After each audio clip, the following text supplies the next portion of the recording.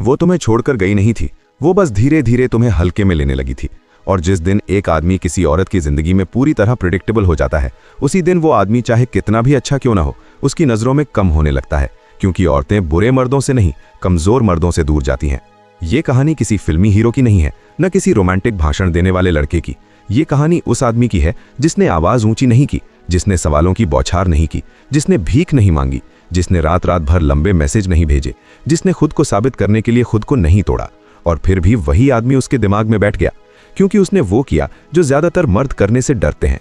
उसने हालात बदलने की कोशिश नहीं की, उसने उसे रोकने की कोशिश नहीं की, उसने खुद को खोने से इनकार कर दिया। और यही वो चीज़ थी जिसने उसे सबसे ज़्यादा खींचा, क्योंकि जब एक आदमी खुद में स्थिर रहता है, तब औरत पहली बार महसूस करती है कि सामने वाला किसी रिश्ते की ज़रूरत नहीं, बल्कि एक चुनाव है। रवि कभी ऐसा आदमी नहीं था जिसे देखकर लोग तुरंत आकर्षित हो जाएं। न वो सबसे ज्यादा बोलता था, न सबसे ज्यादा हंसता था, और न ही अपनी मौजूदगी को साबित करने की कोशिश करता था। वो बस वहां होता था, शांत, स्थिर और अपने आप में पूरा। उसकी आंखों में किसी को इम्प्रेस करने की जल्दी नहीं थी, और उसके शब्दों में किसी को रोक लेने की घबराहट नहीं। शायद इसी वजह से लोग उसे ठीक से समझ नहीं पाते थे। अनन्या भी शुरू में उसे समझ नहीं पाई थी। उसे लगा था कि रवि भी बाकी लड़कों जैसा ही होगा, थोड़ा अलग दिखने वाला, थोड़ा समझदार बनने की कोशिश करने वाला, लेकिन आखिर में वही आदमी जो अटेंशन चाहता है। मगर पहली ही बातचीत में कुछ ऐसा हुआ जो उसके अनुमान से बाहर था। अनन्या ने उस दिन जानबूझकर अच्छे कपड़े पहने थे। उसे आदत थी कि लोग उसकी खूबसूरती पर रुकें, उसकी आंखों पर, उसकी मुस्कान पर, उसके चलने के तरीके पर। लेकिन रवि ने कुछ नहीं कहा। उसने बस एक पल के लिए देखा, हल्की सी मुस्कान दी और फिर उस किताब की बात की जो अनन्या के हाथ में थी। उसने कहा था कि इस किताब में जो सोच है वो आज के समय में बहुत कम लोग समझ पाते हैं। बस यही, न कोई भारी तारीफ, न कोई बनावटी लाइन। उस एक वाक्य ने अनन्या को अजीब सा महसूस कराया।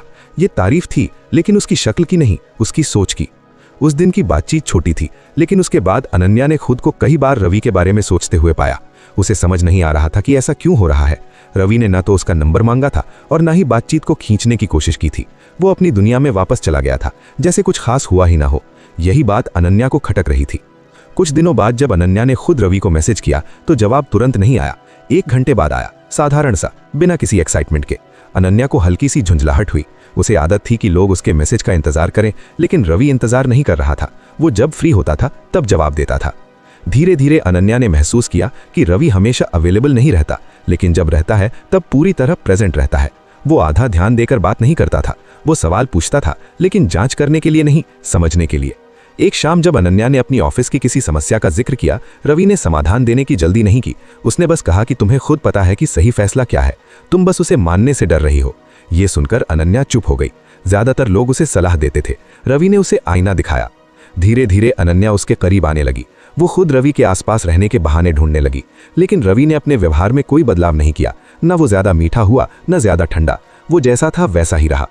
एक दिन अनन्या ने जानबूझकर देर से जवाब दिया, ये देखने के लिए कि रवि क्या करता है। रवि ने कुछ नहीं किया, न शिकायत, न सवाल, न ताना। अगली बातचीत वैसे ही सामान्य रही। उस दिन अनन्या को पहली बार एहसास हुआ कि ये आदमी अटेंशन के सहारे जीने वाला नहीं है। रवि को पाने के लिए उसे खुद बदलना पड़ रहा था, जबकि रवि वही था। यही बात उसे भीतर से हिला रही थी। वो जिस तरह के रिश्तों की आदी थी, ये वैसा नहीं था। यहाँ कोई पकड़ नहीं थी, कोई डर नहीं था, कोई ज़रूरत नहीं थी। और शायद इसी वजह से रवि धीरे धीरे उसके दिमाग में जगह बना रहा था, बिना जोर लगाए, बिना आवाज़ किए। अनन्या को अब ये साफ दिखने लगा था कि रवि उसके करीब आ तो रहा है, लेकिन उस तरह नहीं जैसे बाकी लोग आते थे। वो उसे घेरता नहीं था, सवालों से बांधता नहीं था, और न ही ये जताने की कोशिश करता था कि वो किसी तरह का एहसान कर रहा है।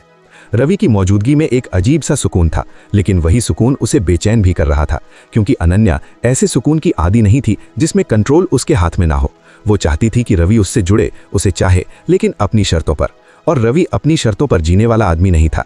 वो बस अपने नियमों में स्थिर था। एक दिन अनन्या ने जानबूझकर बातचीत में एक नाम उछाला। उसने हल्के अंदाज में कहा कि आज एक लड़का उससे मिलने की बहुत कोशिश कर रहा था, बहुत इंटरेस्टेड लग रहा था। उसने ये बात रवि के चेहरे पर कोई प्रतिक्रिया देखने के लिए कही थी। ज्यादातर मर्द उस जगह पर या तो जलन दिखाते हैं या अधिकार जताते हैं। रवि ने ऐसा कुछ नहीं किया। उसने बस इतना कहा कि अगर कोई तुम्हारी कद्र करता है तो इसमें गलत क्या है। अनन्या को यह जवाब उम्मीद से अलग लगा। उसे लगा था कि रवि पूछेगा कि कौन है, क्या चाहता है, या कम से कम उसके स्वर में कुछ बदलेगा। लेकिन रवि वही रहा, शांत, सीधा और बिना किसी तनाव के। उस पल अनन्या को हल्की सी चुभन महसूस हुई, जैसे उसका दांव खाली चला गया हो। उसे पहली बार एहसास हुआ कि रवि को प्रोवोक करना आसान नहीं है।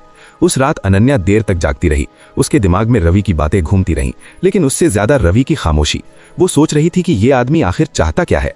वो करीब भी है और दूर भी, और यही दूरी उसे भीतर से खींच रही थी। अगले कुछ दिनों में अनन्या ने अपने व्यवहार में बदलाव लाया। वो ज्यादा मैसेज करने लगी, खुद बातचीत शुरू करने लगी। रवि जवाब देता था, लेकिन वही संतुलन बनाए रखता था। न वो अचानक बहुत अवेलेबल हुआ, न ही गायब। अनन्या ने नोटिस किया कि रवि हमेशा बातचीत को जबरदस्ती आगे नहीं बढ़ाता था। अगर बात खत्म होती थी तो वो उसे वहीं खत्म होने देता था। ये बात उसे अजीब लगती थी, क्योंकि उसने हमेशा ऐसे लोग देखे थे जो आखिरी शब्द कहना चाहते थे, आखिरी प्रभाव छोड़ना चाहते थे। रवि को आखिरी शब्द की जरूरत नहीं थी। एक शाम जब दोनों साथ बैठे थे, अनन्या ने अचानक कहा कि उसे कभी कभी लगता है कि रवि उससे दूर दूर सा रहता है। रवि ने उसकी तरफ देखा और कहा कि दूरी और आज़ादी में फर्क होता है, और वो आज़ादी छीनने में विश्वास नहीं करता। ये जवाब सुनकर अनन्या चुप हो गई। उसे पहली बार महसूस हुआ कि रवि उसे पकड़ना नहीं चाहता, और यही बात उसे डरा भी रही थी और आकर्षित भी कर रही थी। वो अब रवि की मौजूदगी को हल्के में नहीं ले पा रही थी। अगर रवि देर से जवाब देता तो वो खुद को रोक नहीं पाती थी सोचने से कि वो क्या कर रहा होगा। अगर रवि अचानक व्यस्त हो जाता तो उसे खालीपन महसूस होता। रवि ने कभी ये नहीं कहा कि वो जरूरी है, लेकिन उसके व्यवहार ने अनन्या को ये महसूस करा दिया था कि वो खुद उसे जरूरी बना रही है। एक दिन अनन्या ने जानबूझकर रवि को इग्नोर किया। पूरे दिन कोई जवाब नहीं दिया। उसे उम्मीद थी कि रवि परेशान होगा, सवाल करेगा या कम से कम कुछ महसूस कराएगा, लेकिन रवि ने कुछ नहीं किया। अगले दिन उसने सामान्य तरीके से बातचीत शुरू की, जैसे कुछ हुआ ही ना हो। उस दिन अनन्या को पहली बार अपने ही तरीकों पर शर्म आई। उसे लगा कि वो खेल खेल रही है और रवि खेल का हिस्सा बनने से इनकार कर रहा है। यही बात उसे तोड़ने लगी। वो धीरे धीरे रवि के सामने असली होने लगी। उसने अपने डर बताए, अपनी उलझनें बताई। रवि सुनता रहा, बिना बीच में टोके। उसने कोई वादा नहीं किया, कोई समाधान नहीं दिया। उसने बस कहा कि हर इंसान अपने डर खुद उठाता है और वही उसे मजबूत बनाते हैं। ये सुनकर अनन्या को महसूस हुआ कि रवि उसे संभालने नहीं आया है, वो उसके साथ चलने को तैयार है, और ये एहसास किसी झूठे भरोसे से ज्यादा भारी था। अनन्या अब ये समझने लगी थी कि रवि को जीतने का तरीका उसे बदलना नहीं है, बल्कि खुद को देखना है। रवि उसके दिमाग में जगह बना चुका था, बिना दबाव, बिना शोर, बिना किसी चाल के। और यही बात इस रिश्ते को खतरनाक बना रही थी, क्योंकि अब अगर रवि दूर जाता तो अनन्या के पास उसे रोकने के लिए कोई हथियार नहीं था सिवाय खुद के सच के। उस रात अनन्या ने पहली बार खुद को रवि के सामने बिना किसी रणनीति के खड़ा पाया। न कोई टेस्ट, न कोई चाल, न कोई छुपा हुआ मतलब, बस एक सीधी थकान जो उसके चेहरे और आवाज में साफ झलक रही थी। बारिश हल्की थी, लेकिन माहौल भारी। अनन्या ने कहा कि उसे अब खेल खेलते खेलते थकान हो गई है। हर रिश्ते में खुद को साबित करते करते मन खाली हो गया है। रवि ने कुछ देर तक कुछ नहीं कहा। वो हमेशा की तरह जवाब देने की जल्दी में नहीं था। उसने बाहर देखा, फिर शांत आवाज में कहा कि थकान तब आती है जब इंसान खुद से दूर भाग रहा होता है। ये बात अनन्या के अंदर कहीं गहरी उतर गई। उसने महसूस किया कि रवि उससे कुछ छीन नहीं रहा, न उसका समय, न उसका ध्यान, न उसकी आजादी। वो बस उसके सामने खड़ा था, वैसा ही जैसा वो खुद था। अनन्या ने अचानक पूछा कि क्या रवि को कभी डर नहीं लगता कि वो उसे छोड़ सकती है। रवि ने बिना किसी भावुकता के कहा कि डर सबको लगता है, लेकिन वो डर के सहारे किसी को बांध कर नहीं रख सकता। ये जवाब किसी रोमांटिक फिल्म जैसा नहीं था, लेकिन उसमें सच्चाई थी। अनन्या को पहली बार लगा कि ये आदमी उसे रोकने की कोशिश नहीं करेगा, और यही बात उसे रोक रही थी।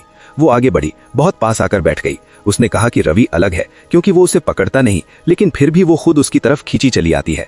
रवि ने बस इतना कहा कि अगर कोई आता है तो अपनी मर्जी से आए, मजबूरी से नहीं। उस पल अनन्या को एहसास हुआ कि वो जिस तरह के रिश्तों की आदी थी, ये उससे बिल्कुल अलग था। यहाँ कोई वादा नहीं था, कोई दावा नहीं था, कोई अधिकार नहीं था, और फिर भी सब कुछ सच्चा लग रहा था। उस रात कुछ भी बड़ा नहीं हुआ, न कोई नाटकीय पल, न कोई कसम, न कोई फैसला, लेकिन अगले दिन से सब कुछ बदल गया। अनन्या अब रवि को परखने की कोशिश नहीं करती थी। वो जान चुकी थी कि रवि को झुकाया नहीं जा सकता, और जो नहीं झुकता वही असल में भरोसेमंद होता है। वो अब अपने आप को उसके सामने सजाकर नहीं रखती थी, बल्कि जैसा है वैसा दिखाती थी। रवि ने भी कुछ बदला नहीं, न वो ज्यादा पास आया, न ज्यादा दूर। वो वही रहा, स्थिर और साफ। कुछ हफ्तों बाद अनन्या ने खुद कहा कि वो रवि के साथ रहना चाहती है। रवि ने सीधा पूछा कि क्यों? अनन्या ने कहा क्योंकि वो उसके साथ खुद को छोटा महसूस नहीं करती, न ऊंचा दिखाने की कोशिश करती है। रवि ने कहा कि साथ होना आसान नहीं होगा, क्योंकि वो सहारे की तरह नहीं रहेगा, बल्कि बराबरी की तरह रहेगा। अनन्या ने सिर हिलाया, क्योंकि वो अब आसान रिश्तों से थक चुकी थी।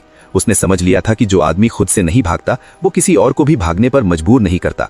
समय बीतता गया। रवि और अनन्या साथ थे, लेकिन बंधे हुए नहीं। रवि की दुनिया उसकी अपनी थी और अनन्या की अपनी, और यही बात उनके बीच सम्मान बनकर खड़ी थी। लोग पूछते थे कि रवि इतना शांत कैसे रह लेता है, तो अनन्या मुस्कुरा देती थी, क्योंकि वो जान चुकी थी कि शांति कमजोरी नहीं होती, वो अंदर की मजबूती होती है। इस कहानी का कोई फिल्मी अंत नहीं था। न किसी ने किसी को जीता, न किसी ने किसी को खोया। बस एक आदमी था जो खुद में स्थिर था और एक औरत थी जिसने सीख लिया था कि आकर्षण शोर में नहीं बल्कि उस आदमी में होता है जिसे खोने का डर खुद को खोने से बड़ा नहीं लगता। यही वजह थी कि रवि कहीं भी गया अनन्या के दिमाग में रह गया, क्योंकि कुछ लोग पास होकर याद नहीं रहते और कुछ लोग बिना जोर लगाए छाप छोड़ जाते हैं। आशा करता हूं साथियों ये जानकारी आपको पसंद आई होगी। जाते जाते वीडियो को लाइक जरूर कर देना और कहानी सुनो स्टोरी ट्रेलर चैनल को सब्सक्राइब कर लेना। मिलते हैं नेक्स्ट वीडियो में, तब तक के लिए अपना ख्याल रखिए। बाय, धन्यवाद।